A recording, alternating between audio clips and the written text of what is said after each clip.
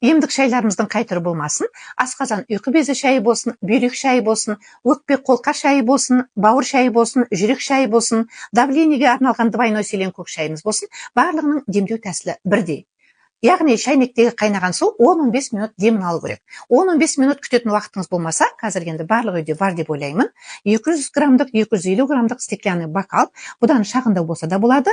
Яғни қазір қайнаған суды шағын ыдысқа құйып аламыз. Шағын ыдысқа құйылғаннан кейін ол суды 10-15 минут күту керек болмайды. Бар болғаны демін алуға 1-1,5 минут жетеді. Яғни 1-1,5 минут демін алған суға емдік шайымызды саламыз. Шай шыққаннан кейін оны ішіп аламыз. Бір пакетикті бір демдеп ішіп болғанша, бағанағы қайнаған шайнектегі су уже демін алып қояды. Повторно үстіне тағы құямыз. Екінші рет демдегенде сәл ұзақтау тұру керек болады.